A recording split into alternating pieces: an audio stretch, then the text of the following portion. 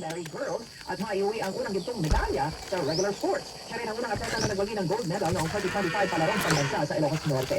Sa medal tally hanggang alas 10 kagabi, ang Soc-Surgeon Region ay meron ng 2 medalya, isang silver at isang bronze. NDBC weather update. Wow! Maapekto pa din sa silangang bahagi ng Mindanao ang trough of low pressure area. Ito'y magdadala naman ng mahinang mga pag-uwi. Makapal ang ulat sa mga ipatawid ng Zamboanga Peninsula, Barnes, Soc-Surgeon at Lanao del Norte. Ito'y magkakaroon ng mga mahinang pagulan, pagkukulog o pagkulog at kidlat. Mainit naman ang kalagayan ng panahon sa umaga. Oras sa Pilipinas, 10 minutos bago sumapit ang alas 8. Ito ang NBBC Bida Balita. Ngayong araw ng Martes, 26 para sa buwan ng Mayo taong 2026.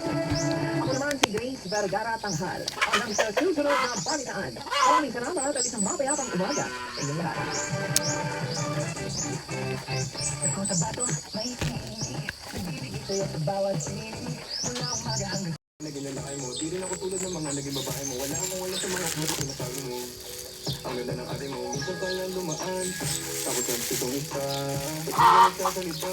Ayaw ko na inulit ka, sabihin mo lang naman sa akin. Di naman ito pang paluan. Narinig ka mo lang masalan. Turungin mo lang sa akin. Ang iyong puso at isip ng dami. Tandaan tayo ay tatanda.